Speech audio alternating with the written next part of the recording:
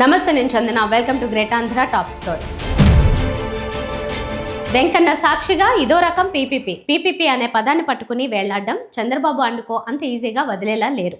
ఈ ప్రభుత్వ కాలంలోనే ఆ పిచ్చిని పీక్స్కు తీసుకువెళ్లి 5 ఏళ్లు ముగిసేలోగా రాష్ట్రంలో అన్ని రకాల సంస్థలను, వ్యవస్థలను పీపీపీ ముసుగులో ప్రైవేటు వారికి దోచిపెట్టేయడానికి కంకణం కట్టుకున్నట్టుగా కనిపిస్తోంది.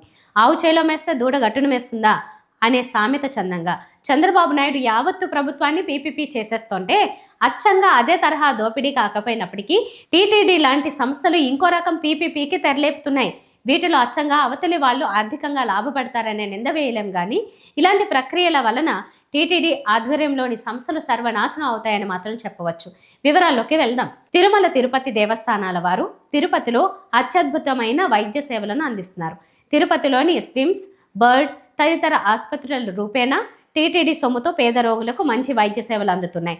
అయితే శ్రీవారి సేవ అనే కాన్సెప్టును ఈ ఆసుపత్రిలోకి తీసుకురావడానికి ఇప్పుడు టీటీడీ ఆలోచన చేస్తోంది. శ్రీవారి వైద్య సేవకులు పేరుతో దేశంలోని విదేశాల్లోని వైద్య రంగ ప్రముఖులు ఏడాదిలో కొన్ని రోజులు వచ్చి తిరుపతిలోని టీటీడీ ఆసుపత్రిలో సేవలు అందించి వెళ్లిపోయేలా ప్రణాళికలు రచిస్తోంది. అందుకు బదులుగా వారికి, వారి కుటుంబానికి ప్రోటోకాల్ మర్యాదలతో శ్రీవారి దర్శనం కల్పిస్తారు. చికిత్స, బోధన, పరిశోధన రంగాల్లో పేరు మోసిన ప్రముఖులు, నర్సులు కూడా వచ్చి వైద్య సేవలు అందించే ప్రణాళిక చేస్తున్నారు. అయితే ఈ పద్ధతి వల్ల ఒక పెద్ద ప్రమాదం పొంచి ఉంది. దేశ విదేశాల నుంచి నిపుణులు వస్తుంటారు కనుక స్థానికంగా ఆసుపత్రిలోని సిబ్బంది, వ్యవస్థ నీరుగారిపోతుంది. ఒక సీరియస్ రోగంతో పేదవాడు స్విమ్స్ ఆసుపత్రికి వెళితే వచ్చే నెల దాకా వెయిట్ చేయి, అమెరికా నుంచి స్పెషలిస్ట్ వస్తారు, ట్రీట్ చేస్తారు అని చెబితే అప్పటిదాకా ప్రాణం నిలబడుతుందా? నిజానికి ఇలాంటి విజిటింగ్ నిపుణులు ఉన్నారనే సాకులు తయారు చేసుకుని సంస్థాగతంగా నిపుణుల్ని నియమించుకోవడం మానేస్తారు.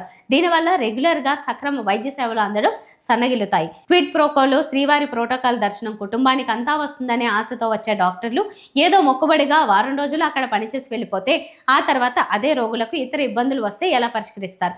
ఇవన్నీ కూడా అనుమానాలే. నిజానికి ఇలాంటి పద్ధతి వల్ల టీటీడీ సంస్థలపై పెట్టే ఖర్చు తగ్గించే యోచన, సిబ్బందిని కుదించే, నీరుగార్చే యోచన ఉంటే మాత్రం అది ఖచ్చితంగా దైవద్రోహమే అవుతుంది. ఇలాంటి నిర్ణయాలను టీటీడీ అత్యుత్సాహ సారథులు పునరాలోచించుకోవాలని ప్రజలు కోరుతున్నారు. ఇది వాళ్ళ టాప్ స్టోరీ. మరిన్ని అప్డేట్స్తో కలుద్దాం. నమస్తే.